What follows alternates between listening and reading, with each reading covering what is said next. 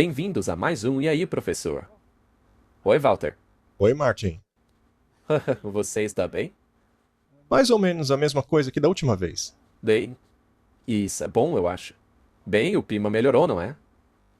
Tava congelando, Martin. Foi o dia mais frio que tivemos. Em pleno verão, Martin. Sim. Na verdade, alguns recordes foram quebrados, mas não vamos nos deixar levar por isso. Com certeza foi um caso de resfriamento global. Bem, hoje continuaremos com aquelas importantes mensagens. Então, vamos, como sempre, começar com uma oração? Não dá para começar sem. Sem dúvida, Martin. Vamos orar então. Querido Pai, precisamos da sua ajuda a cada hora. Pedimos agora que ilumine nossas mentes com o Espírito Santo. Rodeia-nos com os teus santos anjos para nos guiarem nesta conversa. Nós pedimos em nome de Jesus. Amém. Amém? Martin, esta é a última mensagem de advertência à humanidade. Ela é muito, mas muito séria. E precisamos compreender do que ela trata. Vamos então fazer isso cuidadosamente e analisar os seus componentes. Muitos acham que é uma mensagem negativa, mas, na verdade, é um chamado para aceitar uma mensagem positiva. Eu estava aqui pensando a mesma coisa. As pessoas veem isso como, nossa, o julgamento é mal, e tremem quando ouvem a mensagem, mas não é para ser assim. Não é para ser assim. Depende da sua atitude. Muito bem, vamos lá então. Apocalipse 14, verso 9. E o terceiro anjo seguiu, dizendo com uma alta voz: se qualquer homem adorar a besta e sua imagem, e receber a sua marca em sua testa ou em sua mão, o mesmo beberá do vinho da ira de Deus, que será derramado sem mistura no cálice de sua indignação. E ele será atormentado com fogo e enxofre na presença dos santos anjos e na presença do Cordeiro. E a fumaça de seu tormento acenderá para sempre. Não terão descanso dia ou noite aqueles que adoraram a besta, a sua imagem, e qualquer um que recebeu a marca de seu nome. Parece aterrador, não é? E vale a pena dizer quantas mensagens por aí dentro do mundo cristão não se baseiam nesse texto aí. Todo mundo tem uma opinião sobre o que é a marca da besta. O problema é que elas se esqueceram quem é a besta. Esse é um grande problema. Sem dúvida. E também se esqueceram do que é a marca. Muito bem, vamos dissecar isso daí. O terceiro anjo seguiu, dizendo com uma alta voz: se qualquer homem adorar a besta e sua imagem. Ponto número 1. É uma questão de adoração. Não é uma questão financeira. Não é uma questão de alguma atividade secular. Não é algo que tem que ver com computadores. Não tem que ver com código de barra. Não, é adoração. Como se adora? É importante saber isso. Continuando. E que recebem a marca dela em sua testa. Esta daqui é a tradução King James. As traduções modernas em inglês colocam a palavra sobre ali. Mas ao colocar essa palavra, aí pode ser qualquer coisa. Um adesivo, uma tatuagem, qualquer coisa física que você coloca lá. Mas seria isso uma questão de adoração? Não. Tecnicamente falando, não. Mas se é posta em sua testa, o que isso quer dizer? Pensamento. Você... Pensa naquilo.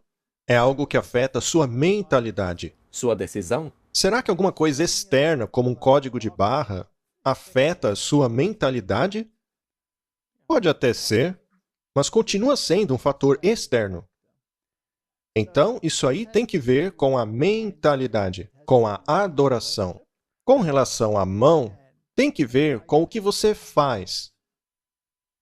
Então, a marca da besta tem que ver com a adoração. Ela tem que ver com a mente. e também com o que você faz como consequência da sua mentalidade. Correto?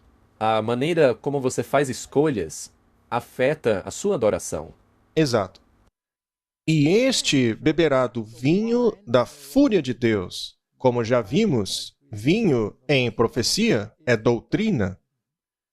Se você aceita falsas doutrinas, há consequências. E essa consequência é a fúria de Deus. Agora, veja, não é que Deus está gratuitamente derramando a sua fúria. Esta é a consequência de uma escolha que você fez que o desqualifica para o céu. Mas por que isso te desqualifica para o céu? Porque Deus é um tirano? Não. Não. É porque você não é compatível com o céu. E ainda que ela fosse para o céu, ela não seria feliz lá, porque as regras que ela não gosta aqui são as mesmas de lá. Ela seria uma pessoa extremamente infeliz. Ele será atormentado com fogo e enxofre na presença dos santos anjos e na presença do Cordeiro. Nós temos um exemplo desse fogo e enxofre. É um exemplo bem famoso. Foi assim que Sodoma e Gomorra foi destruída até as cinzas. Hoje elas não existem mais. E a fumaça de seu tormento sobe para todo sempre. Ou seja, acabou. E este é o resultado. Sim, não é que a fumaça vai subir literalmente para sempre, mas a consequência do fogo e da fumaça é que vai durar para sempre. É só olhar para Sodoma e Gomorra hoje. Elas não estão mais queimando. Ainda assim, elas continuam destruídas. Exato. A Bíblia diz que os ímpios serão como nunca tivessem existido. Eles virarão cinzas sobre os nossos pés. Não haverá ressurreição depois dessa destruição. E aí tem uma parte interessante. E não tem descanso, nem de dia nem de noite. Aqueles que adoram a besta e a sua imagem, todo aquele que receber a marca de seu nome. É necessário saber quem é a besta e o que é a sua marca. E o que o seu nome tem a ver com isso. O nome tem que ver com caráter. Uma vez que a besta também é Babilônia, ela se mantém em rebelião contra a palavra de Deus. Então, isso tem que ver com a adoração, tem que ver com a compreensão cognitiva, o seu pensamento sobre as questões de salvação. E também tem que ver com as suas ações. Se você não aceita as coisas de Deus, infelizmente você está se desqualificando e optando por sua destruição. Você não entrará no descanso. A besta não tem descanso, muito menos a imagem dela. Ou seja, elas não têm aquilo que leva ao descanso. Sim, temos que descobrir o que é. O que é que eles não têm que levam ao descanso? E descansar do quê? Essa é uma questão muito importante. Vamos nos aprofundar um pouco mais para tentar entender isso aí. Apocalipse, capítulo 14, verso 12. Eis a paciência dos santos, aqueles que guardam os mandamentos de Deus e a fé de Jesus. Então, é uma questão de adoração. É como você pensa, como você age. Isso aí. Ok. E precisa ter algo que ver com os mandamentos de Deus. Uma vez que ele chama de santos aqueles que guardam os mandamentos de Deus, é parte da terceira mensagem angélica. E aqueles que têm a fé de Jesus. As traduções modernas dizem fé em Jesus. Neste caso, bastaria apenas crer em Jesus. Ora, mas Satanás não crê na existência de Jesus? Sim. Sim, ele e os seus anjos caídos? Portanto, seria suficiente apenas ter fé em Jesus? Ou a Bíblia não exige mais do que isso? Uma experiência com ele? Certamente uma experiência, pois nós temos que viver aquilo que cremos. Então, que fé seria esta daí? Seria a mesma fé de Jesus. Ah, a mesma fé de Jesus. Jesus guardava os mandamentos de seu pai? Sim. Ele guardava, não? Sem dúvida. E as atitudes de Jesus eram aceitáveis ao pai? Claro. Ou seja, se você tem a fé de Jesus, você tem que andar como Jesus andou. Precisa falar como Jesus falou, precisa agir como ele. Exatamente. Sim. Não basta apenas crer que ele fez coisas boas, pois você mesmo vai fazer o que ele fez. Se você tem a fé de Jesus, então as suas obras serão como as dele. Será o resultado de uma comunhão com ele. Então esse é um detalhe importante, a fé de Jesus. É disso que precisamos. Ele é o nosso exemplo. Nenhum outro ser humano é o nosso exemplo. Todos têm que se espelhar em Jesus. E ouvi uma voz do céu dizendo: escreva, bem-aventurados os mortos que morrem no Senhor daqui para frente. Sim, diz o Espírito, para que descansem de suas labutas, pois suas obras os seguem. Deveríamos ter enfatizado essa frase aqui, Martin. Sim, porque está numa sequência certa. Sim. Então eles descansam de suas labutas. Existe essa questão do descanso. O descanso é uma questão muito importante nas 3 mensagens angélicas. Sim, Precisamos compreender do que se trata esse descanso. E suas obras o seguem. Ou seja, primeiro você descansa. E depois vêm as obras. As obras não conduzem o descanso conduz as obras, não é? Muito bem, essa é a essência das 3 mensagens angélicas. Mas vamos continuar.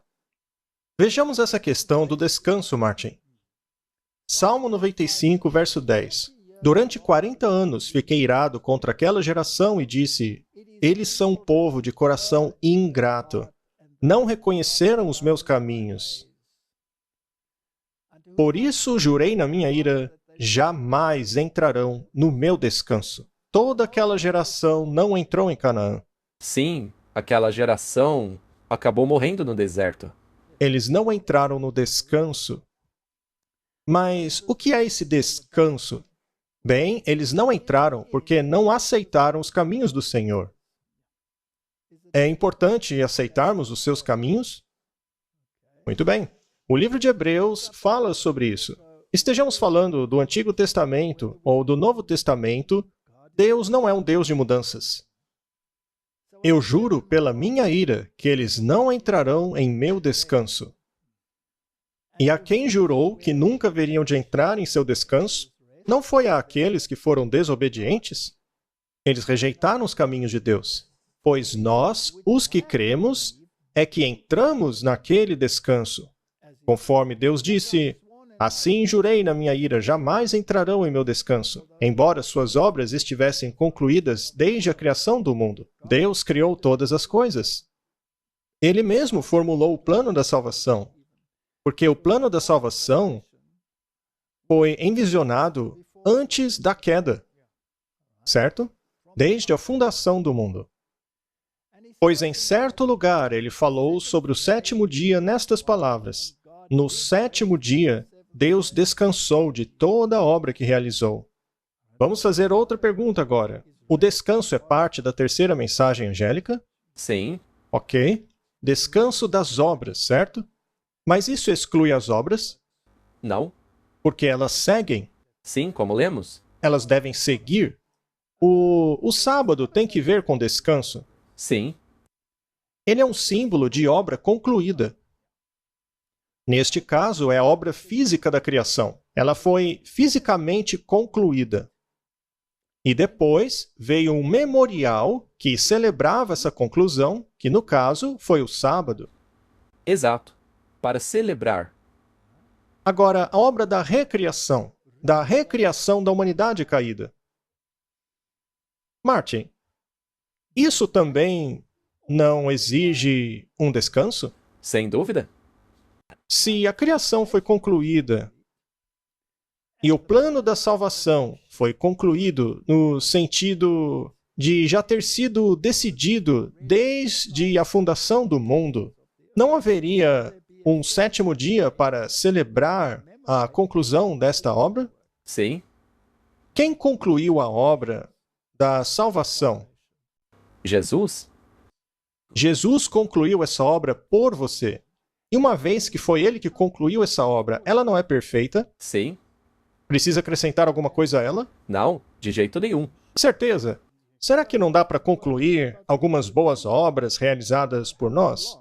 Não, não dá para acrescentar nada a essa obra. Jesus a concluiu. A nós só cabe aceitar isso.